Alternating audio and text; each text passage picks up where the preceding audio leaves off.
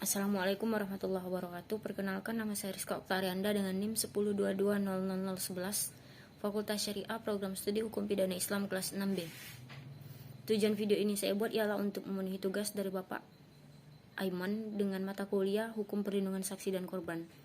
Selanjutnya di sini saya akan menjelaskan materi dari kelompok 3, yaitu latar belakang berdirinya Lembaga Perlindungan Saksi dan Korban.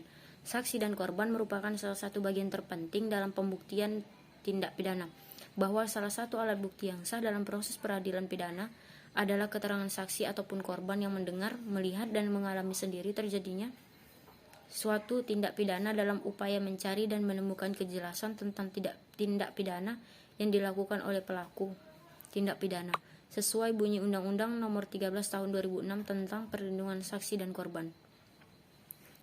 Pasal 27 butir 1 menentukan segala warga negara bersamaan kedudukan di dalam hukum dan pemerintahan wajib menjunjung hukum dan pemerintahan itu dengan tidak ada kecualinya, meskipun ada ketentuan yang demikian itu di dalam Undang-Undang 1945. Di dalam kenyataan masih ada penerapan yang tidak sama antara orang yang satu dengan yang lain sehubung dengan persamaan setiap orang di mata hukum. Dalam kenyataan masih banyak menimbulkan permasalahan karena tidak terwujudnya rasa keadilan orang yang satu dengan orang yang lain. Selanjutnya, dasar hukum berdirinya Lembaga Perlindungan Saksi dan Korban. LPSK dibentuk berdasarkan Undang-Undang Nomor 13 Tahun 2006 tentang Perlindungan Saksi dan Korban. Undang-Undang Perlindungan Saksi dan Korban yang memakan waktu cukup panjang ini ditunjukkan untuk memperjuangkan diakomodasinya hak-hak saksi dan korban dalam proses peradilan pidana. Walaupun Indonesia telah memiliki Undang-Undang Nomor 13 Tahun 2006 tentang perlindungan saksi dan korban yang diundangkan pada 11 Agustus 2006. Namun secara formal undang-undang ini masih dinilai tidak maksimal dalam mengatur perlindungan terhadap saksi dan korban karena masih terdapat banyak kekurangan.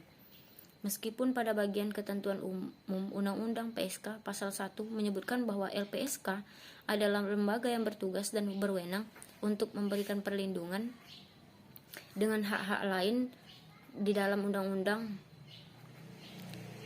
Terpentingnya adalah sosialisasi tentang Undang-Undang Perlindungan Saksi dan Korban serta LPSK itu sendiri. Meskipun telah diundangkan, namun tidak banyak publik maupun kalangan praktisi dan penegak hukum mengetahui substansi dalam Undang-Undang Perlindungan Saksi dan Korban dan seperti apa lembaga yang akan bertanggung jawab atas pemberian perlindungan saksi dan korban. Tugas dan fungsi LPSK. LPSK merupakan singkatan dari Lembaga Perlindungan Saksi dan Korban. Pengangkatan dan pemberhentian anggota LPSK hanya boleh dilakukan oleh Presiden dengan persetujuan Dewan Perwakilan Rakyat atau DPR, yang memiliki tugas dan tanggung jawab di bidang perlindungan saksi dan korban. Sebagai lembaga yang mengurusi terkait perlindungan saksi dan korban, LPSK memiliki tugas yang tak jauh berbeda dengan namanya tersebut. Tugas yang diemban LPSK adalah sesuatu yang memiliki legalitas. Adapun tugas dan fungsi LPSK adalah diatur di dalam Peraturan Lembaga Perlindungan Saksi dan Korban Nomor 5 Tahun 2010 tentang tugas dan fungsi perlindungan Lembaga Perlindungan Saksi dan Korban. Adapun sejumlah tugas dan fungsi yang ada di LPSK adalah sebagai berikut.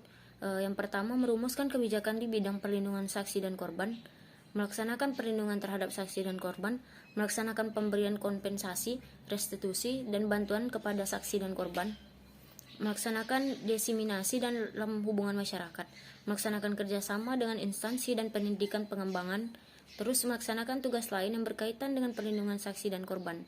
Selanjutnya, peran LPSK dalam penanganan korban. Keberadaan Lembaga Perlindungan Saksi dan Korban adalah lembaga yang menangani perlindungan terhadap saksi dan korban.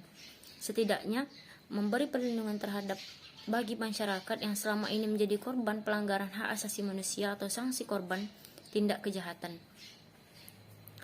Selanjutnya, jenis-jenis penanganan korban dalam LPSK. Bentuk-bentuk perlindungan yang diberikan LPSK kepada saksi dan korban dapat dikategorikan sebagai berikut.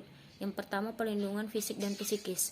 Yang kedua, perlindungan hukum. Yang ketiga, pemenuhan hak prosedural saksi.